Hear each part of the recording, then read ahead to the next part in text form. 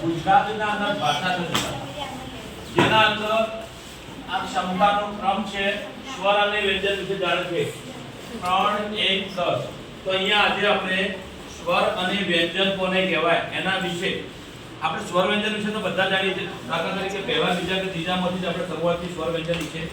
થોડું ઘણું જાણતા હશો પાંચમામાં થોડું વધારે જાણીએ છઠ્ઠામાં એનાથી વધારે અને અહીંયા એના જે પ્રકારો કઈ રીતે શબ્દો બોલાય છે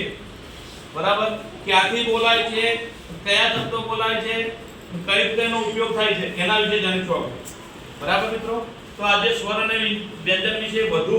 જેમ જેમ આગળ જશો એ ડિટેલમાં માહિતી આવશે તમારી જોડે તો સ્વર અને વ્યંજનમાં મોં ખુલ્લું રાખી જીભને હાથ વડે પકડીને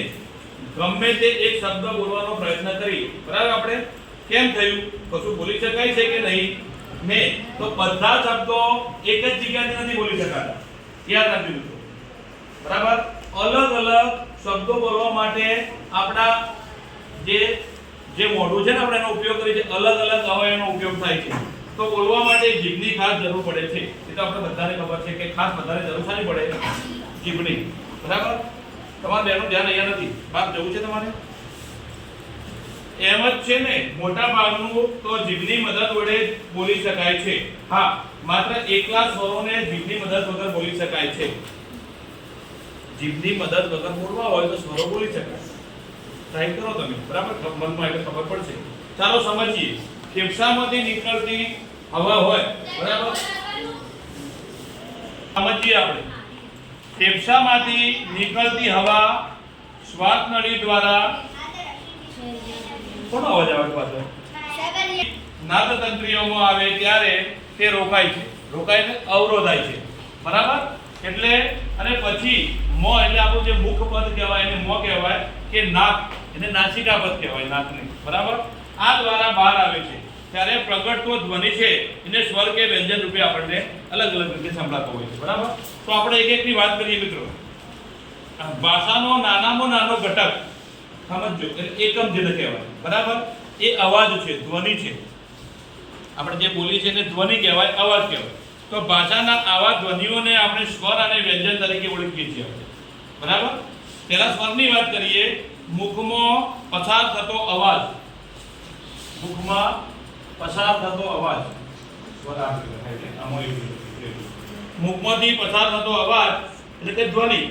મુખના કોઈ પણ ભાગમાં અવરોધ પામ્યા સિવાય બહાર આવે તેને સ્વર કહેવાય છે હવે દાખલા તરીકે ઉદાહરણ આપેલા છે તમે જોઈ શકો છો દાખલા તરીકે અ બોલવાનો પ્રયત્ન કરો તમને ખબર પડશે અ આ ઈ ઈ ઉ રૂ એ ઐ ઓ ઔ આ 11 સ્વર કહેવાય છે હવે યાદ રાખવાનું કે ગુજરાતીમાં સ્વર કેટલા છે 11 સ્વર છે આ યાદ રાખજો આપણે અંગ્રેજીમાં અને ગુજરાતી વર્તવાકી અલગ છે બરાબર એમાં 11 સ્વર છે હવે વ્યંજનની વાત કરવામાં આવે તો મુખ કે નાકમાંથી પસાર થતો અવાજ એટલે કે ધ્વનિ મુખના કોઈ ભાગમાં અવરોધાય છે બરાબર કોઈને કોઈ ભાગના અંદર અવરોધાય છે એટલે આપણે એને અવરોધ પામીને બહાર આવે ત્યારે તેને વ્યંજન તરીકે આપણે ઓળખીએ છીએ હવે વ્યંજન કયા છે આપણે તમને કહેવાની જરૂર નથી એ બધાને ખબર છે કયા સ્વર છે કયા વ્યંજન છે દાખલા તરીકે ક ખ ગ ગ બરાબર ચ છ જ જ ડ ઠ ડ ઢ ણ ત થ દ ધ ન પ ફ બ ભ મ ય ર લ વ શ શ ચ હ ળ અક્ષર બરાબર આ બધા જે અ આ ઉ જે મેં લખ્યા બોર્ડ ઉપર એના જે 11 સ્વર છે એના જીવાયના જે શબ્દોનો ઉપયોગ કરો છો બરાબર મૂળાક્ષરોનો એ બધાને આપણે વ્યંજન તરીકે ઓળખીએ છીએ આપણને આ ખબર છે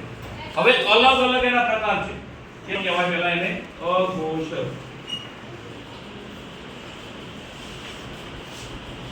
સમજજો મિત્રો પરીક્ષામાં પૂછાય નહીં લખી શકો યાદ નહીં રહેતો બરાબર હવે અઘોષ કોને કહેવાય જે ગળાના ભાગમાં આવેલા નાદતંત્રી અલ્પ ઓછી માત્રામાં કંપે તમે ટ્રાય કરજો તમને ખબર પડશે ને જે ધ્વનિ ઉત્પન્ન થાય તેને અઘોષ ધ્વનિ કહે છે અઘોષ ધ્વનિ કયા છે પરીક્ષા પૂછાય કે આપેલા હોય ઘણા બધા શબ્દો એમાંથી અઘોષ ધ્વનિ ઓળખો શબ્દો મતલબ મૂળાક્ષરો તો દાખલા તરીકે ક ખ ચ છ ટ ઠ ત થ પ ફ શ શ છ હ શ હળ અને વિસર્ગ વિસર્ગ તો ખબર પડે ને આપણે બરાબર તો અને બીજા આ અઘોષ ધ્વનિ કહેવાય અને બીજો એને ઘોષ ધ્વનિ આપણે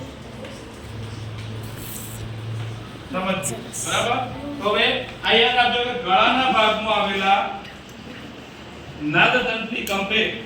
ને જે રણકા જેવો ધ્વનિ ઉત્પન્ન થાય રણકે ના આપણે રણકાનો અવાજ આવતો હોય તે ધ્વનિ એટલે અવાજ ઉત્પન્ન થાય બરાબર એને ઘોષ ધ્વનિ કહેવાય કયા કયા છે તો દાખલા તરીકે ગ ગ જ બતા વિડિયો ચાલુ કરો છો ગ ગ જ ત ડ દ દ બ બ ય ર લ વ અને ળ બરાબર હવે ઘોષ કોને કહેવાય અઘોષ કોને કહેવાય તમને થોડો ખ્યાલ આવ્યો છે બીજું અનુનાસિક નાસિક ઉપરથી ખબર પડે આપણે નાસિક એટલે આપણું નાક બરાબર ઘણા મોંમાંથી બોલાય ઘણા તાળવાથી બોલાય બરાબર એ અલગ અલગ પ્રકારના ધ્વનિઓ હોય છે એનો નીચે આપણે કોઠો આપ્યો છે એની સમજૂતી આપણે લઈશું પછી બરાબર તો આપણે વાત કરી અનુનાસિક જે ધ્વનિનું ઉચ્ચારણ મુખ અને નાસિકા દ્વારા આ મોરનું નાસિકા એટલે નાક આ બંને દ્વારા થાય તેને અનુનાસિક ધ્વનિ કહે છે તો આપણે એના શબ્દો જોઈએ કેટલાક મૂળાક્ષરો દાખલા તરીકે કયો શબ્દ છે ડ છે ગ છે અણ છે ન અને મ બરાબર આને અનુનાસિક ધ્વનિ તરીકે ઓળખવામાં આવે છે અક્ષર મોટે ભાગે આપણે વર્ણને જ અક્ષર તરીકે કહીએ છીએ બરાબર જે વર્ણ એટલે અક્ષર આપણે બધાને ખબર છે બાળપણ તમે ભણીને આયા છો કે ખબર છે વર્ણ ઉપરથી શબ્દો બનાવવાને બધું આપણે શીખ્યા છે ને પરીક્ષામાં કદાચ પૂછાતા છે ભ ઉપરથી કયા શબ્દો બને મ ઉપરથી કયા શબ્દો રીતે જ્યારે આપણા ફેફસામાંથી ઉચ્છ્વાસિત હવા મુખમાં આવે છે ત્યારે જીભ એ મુખના જુદા જુદા સ્થાનોએ સ્પર્શ કરીને હવાને રોકે છે જુદા જુદા શું થાય છે સ્થાનો અલગ અલગ જગ્યાએ તેને સ્પર્શ કરીને હવાને રોકે છે આ રોકાયેલી હવાને છોડવાથી જે પણ ઉચ્ચારણ થાય છે બરાબર એ બધા વ્યંજનો કહેવાય છે બરાબર સ્વરના વ્યંજનમાં શું ફરક છે તમને ખબર પડી ગઈ છે તો આપણે કૌશક દ્વારા આપણે તેને સમજવાનો પ્રયત્ન કરીએ અલગ અલગ છે જુઓ પહેલું છે કંઠ્ય કંઠમાંથી બોલાયને કંઠ્ય કહેવાય પછી તાલવ્ય તાળવામાંથી બોલાયને તાલવ્ય કહેવાય એના પછી મૂર્ધન્ય એના પછી છે દંત્ય મોઢામાંથી બોલાય દાંત પરથી બોલાય અને ઓઠ એટલે હોઠ પરથી બોલાય તે ઓષ્ઠ્ય સમજી લે તો આપણે સમજીએ કયા કયા શબ્દો આવે એમાં પાછું અલ્પ પ્રાણ છે મહાપ્રાણ છે એમાં અઘોષ ધ્વનિ કયો છે ઘોષ ધ્વનિ બધામાં અલગ અલગ હોય છે અનુનાસિકાની કઈ છે આ બધું યાદ રાખવું પડે મિત્રો એના સિવાય બીજો કોઈ ઉપાય છે નહીં બરાબર આ બધું ડિટેલમાં આગળ આવશે આનાથી ડિટેલમાં આવશે તમારે તો કંઠની વાત કરીએ કંઠ એટલે ખબર પડે ને આપણું ગળું કંઠ આનું કહેવાય એની સમજો કે જીભનો પાછળનો ભાગ કંઠ પાસે જઈને હવાને રોકે છે તો એમાં અલ્પ માત્રા અને અઘોષ ધ્વનિ અને ઘોષ ધ્વનિ બંને હોય છે તો અઘોષની વાત કરીએ તો અલ્પ પ્રાણમાં શું હોય છે ક મહાપ્રાણમાં ખ હોય છે અને ઘોષ ધ્વનિની વાત કરીએ તો અલ્પ પ્રાણના અંદર ગ હોય છે અને મહાપ્રાણના અંદર જે બીજો ગ આવે ને બાજુમાં એ ગ હોય છે અને અનુનાસિકના અંદર ડ હોય છે આ યાદ રાખવું પડશે મિત્રો આ પતી જાય એટલે પછી આપણે એની લખવાનો પણ થોડો પ્રયત્ન કરીશું એટલે જલ્દી યાદ રહેશે બીજું તાલવ્ય જે તાળવામાંથી બોલાતું હોય છે તમને હાલ ખબર નહીં પડે પણ તમે પોતે જાતે અનુભવ કરશો ને કે તાળવામાંથી કયા શબ્દો બોલાય છે કંઠમાંથી કયા બોલાય છે મોઢામાંથી કયા બોલાય તમને ખ્યાલ આવશે તો જીભનો મધ્ય ભાગ તાળવા પાસે જઈને હવાને રોકે છે સમજો જીભનો મધ્યનો ભાગ તાળવા પાસે જઈને હવાને રોકે છે તો એમાં અઘોષ અને ઘોષ બંને છે તો અઘોષના અંદર વાત કરીએ તો ચ અને છ છે અને ઘોષના અંદર જ અને જ બે જ પેલા ચ અને છ અને પેલો જ અને જ બરાબર અને અનુનાસિકના અંદર વાત કરીએ તો છે તે ગ બરાબર ત્રીજા નંબરનો છે મૂર્ધન્ય આજે કઈ મૂર્ધન્ય તો મૂર્ધન્ય એટલે મોઢામાંથી જે બોલાતા હોય છે બરાબર જીભનો આગળનો ભાગ મૂર્ધા એટલે તાળવા અને દાંતની વચ્ચેનો જે ભાગ હોય ને તાળવો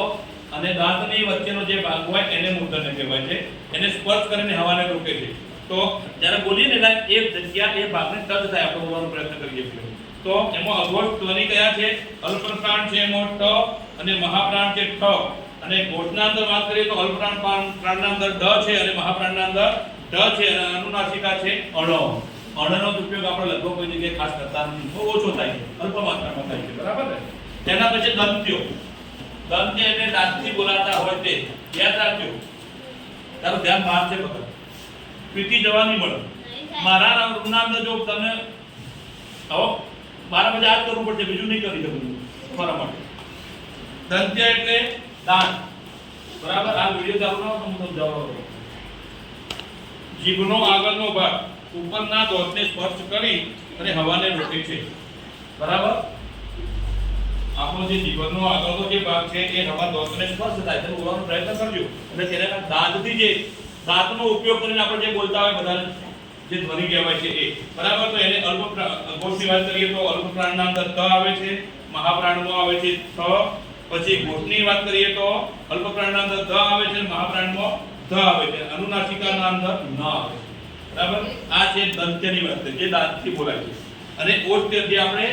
ઓઠની મદદથી બોલીએ છીએ. જો આપણે હોઠનો તમે ટ્રાય કરજો, જે આપેલા છે ને હોઠની મદદથી તમે બોલી શકો, બાકી બીજા મનમાં બોલવાનો પ્રયત્ન કરજો તો તમને ખ્યાલ આવશે કે આપણે બંને હોઠ એકબીજાનો સ્પર્શ કરીને હવાને રોકે છે.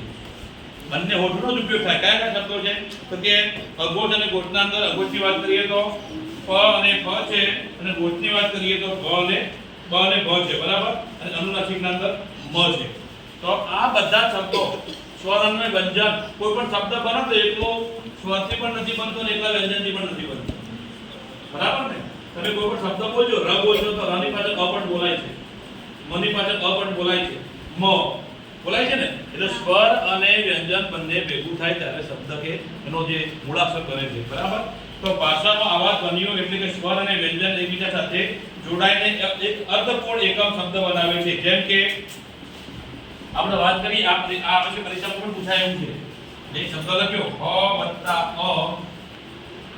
વત્તા ર વત્તા ઈ બરાબર હરિ. તો તમને ખબર પડી, હું તમને સમજાવું. આ શું લખ્યું છે? હ. પણ તમે હ બોલતો હ એકલો નહીં બોલાય. આપણે બોલીએ પાછા હ આમ બોલીએ છીએ, અ પણ બોલાય, હ ર પણ બોલાય છે ને, એમાં રસવાય છે ને ઈ બોલાય છે, એમાં રી એટલે ર વત્તા ઈ હરિ. હવે બીજો શબ્દ લઈએ આપણે મ વત્તા ઓ વત્તા ર વત્તા અ, બરાબર ને? તો મોર. અહીંયા મ બોલાય છે, મ નો કારણ માત્ર છે ઓ, મો. ર એટલે ર ને અ, મોર, બરાબર? આ રીતે મોતી. તો મ વત્તા ઓ વત્તા ત વત્તા ઈ બરાબર મોતી, બરાબર? હવે મોતીના અંદર તમે જુઓ મ તો બોલાય જ છે, પછી કાનો માત્ર માટે આપણે શું બોલીએ છીએ ખબર હોય છે? કાનો માત્ર ઓ, મો એટલે ઓ. મ ગાડી નાખવાનું પછી બોલો મો એટલે ઓ તો બોલાય, પાછળ ઓ બોલાય છે ને, એટલે મ વત્તા ઓ અને તી એટલે ત વત્તા ઈ મોતી.